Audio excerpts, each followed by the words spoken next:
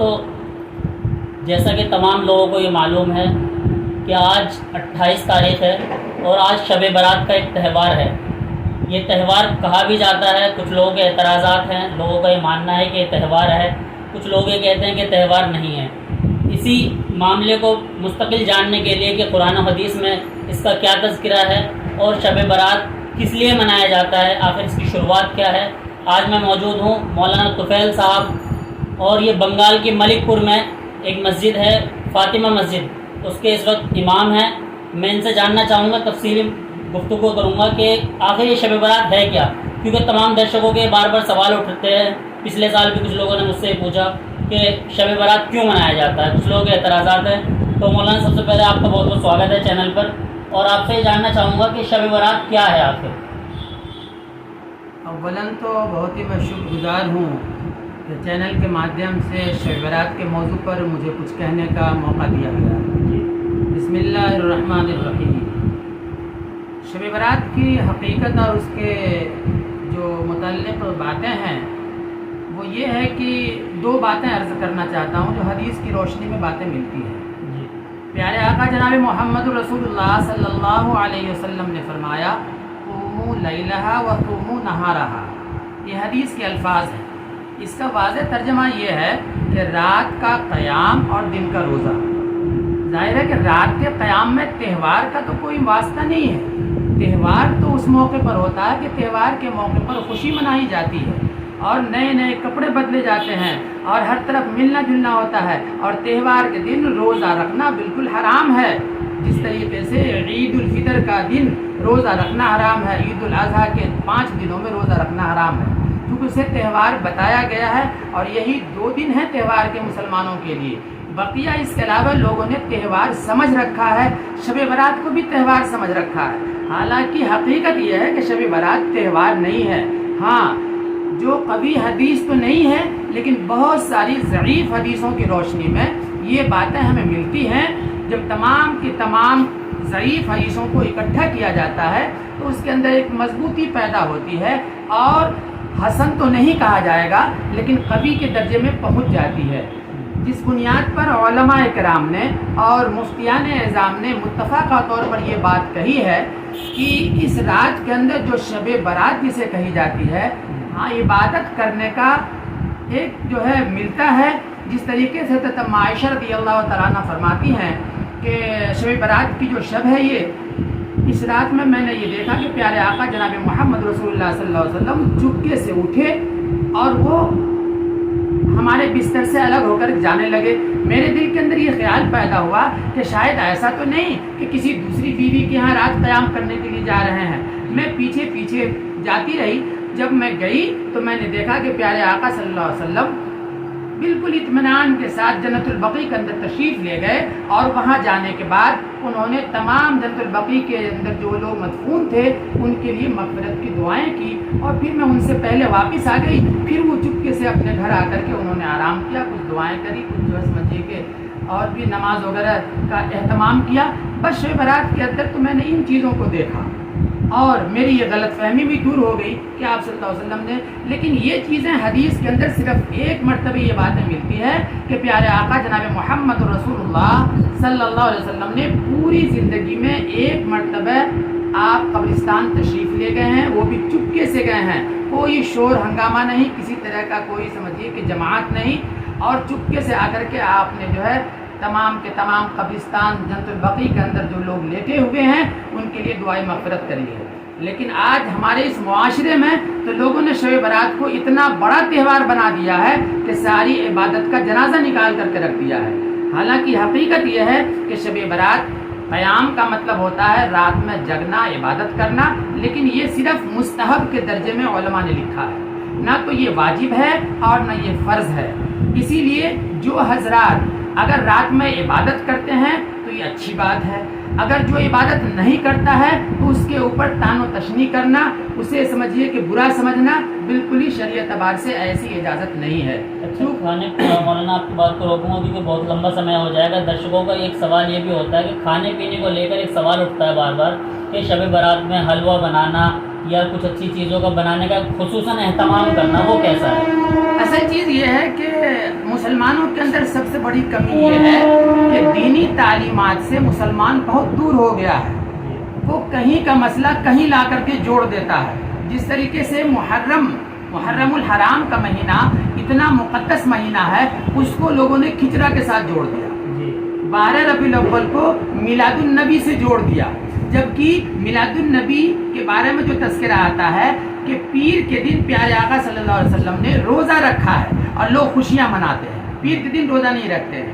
عید بقرعید کے دن جس طریقے سے روزہ رکھنا حرام ہے، پیارے آقا نے جمعہ کے دن بھی چونکہ عید سے مناسبت ہے اس لیے جمعہ کے دن کا بھی جو ہے آپ صلی اللہ علیہ وسلم نے پسند نہیں فرمایا ہے کہ آدمی روزہ رکھے. لیکن اگر کوئی رکھ لیتا ہے تو کوئی حرج کی بات نہیں ہے.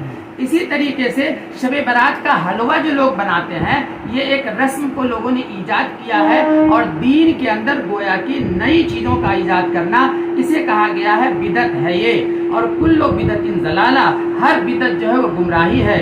کیونکہ حضرت اویس قرنی رضی اللہ تعالیٰ عنہ جو آپ صلی اللہ علیہ وسلم کے زمانے کے بہت سمجھیے کہ پہلے سے دنیا کے اندر تشریف لائے تھے، محبت میں آ کر کے انہیں یہ معلوم ہوا کہ پیارے آقا صلی اللہ علیہ وسلم کے جنگ خیبر کے اندر جو ہے آپ کے دندان مبارک شہید ہو گئے ہیں. اس فرط محبت کو انہوں نے برداشت نہ کر سکے اور انہوں نے اس محبت میں آ کر کے سوچا کہ پتہ نہیں آپ کے کون سے دانت ٹوٹے ہیں.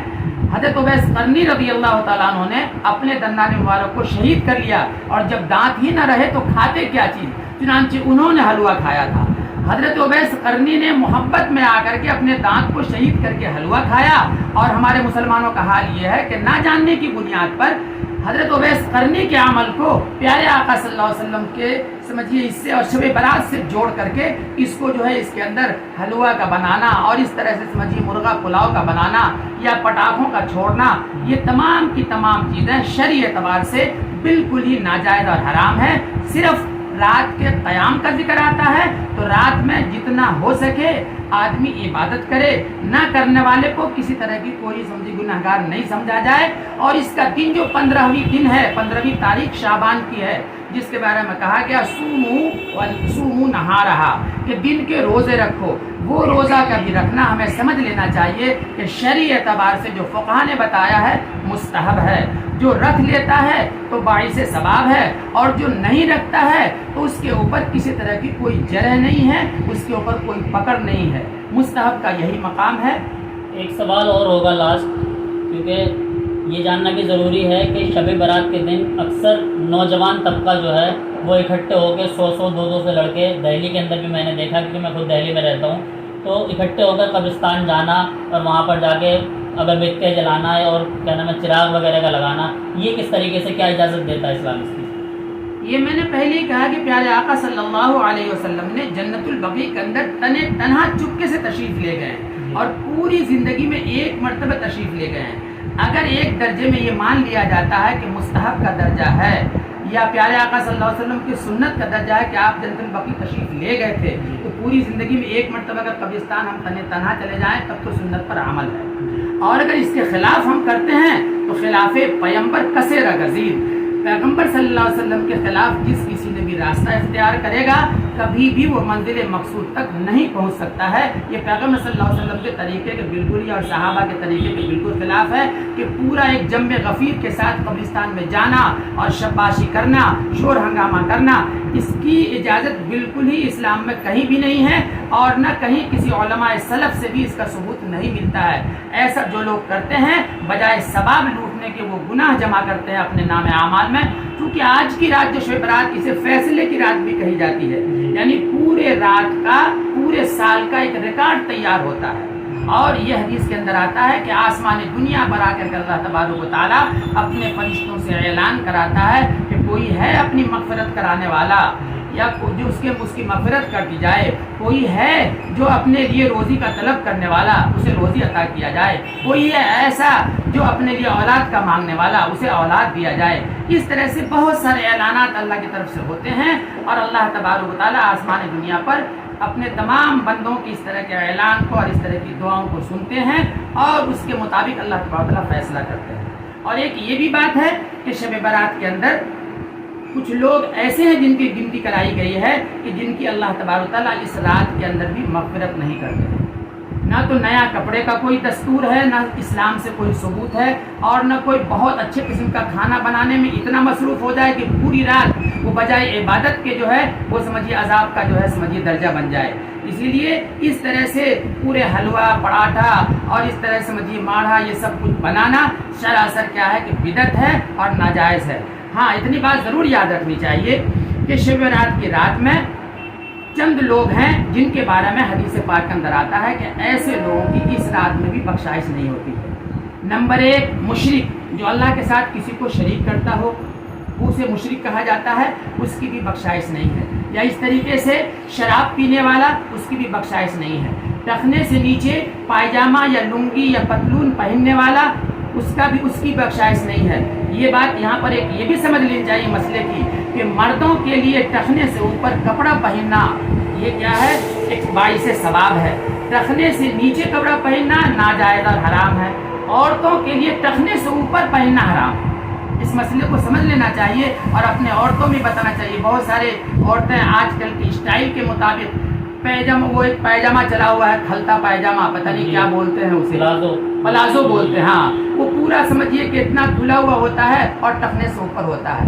ان عورتوں کو بتانا چاہیے ہمارے اسلام مذہب کے روح سے کہ یہ ناجائز ہے، حرام ہے. مردوں کا ٹخنا کھولنا ثواب ہے اور جائز ہے.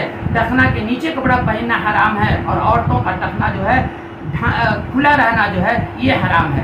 اس بات کا لحاظ کرنا بھی بہت ضروری ہے. اسی طریقے سے ایک ہے شاہین کا لفظ آتا ہے کہ جو دل کے اندر جو ہے اپنے بغض رکھنے والے ہوں، حسد رکھنے والے ہوں، انہیں بھی اللہ تبارک و تعالیٰ جو ہے معاف نہیں کرے گا. ماں باپ کو ستانے والا، اسے بھی اللہ تبارک و تعالیٰ معاف نہیں کرے گا. اس طرح سے بہت سارے لوگوں کے بارے میں حدیث پاک کے اندر آیا کہ ایسے لوگ ہیں کہ جن کو اللہ تبارک و تعالیٰ آج کی رات میں بھی مغفرت نہیں کرے گا. اس کے علاوہ جتنے بھی لوگ ہیں تمام کے تمام لوگوں کو اللہ تبارک و تعالیٰ مغفرت کرے گا. بہت بہت شکریہ بات کرنے کے لیے. دیکھیے مولانا نے یہ ساری چیزیں بالکل کلیئر کری ہیں کہ رات جو ہے یہ کوئی تہوار نہیں ہے، یہ رات جاگنے کی رات ہے، توبہ کرنے کی رات ہے.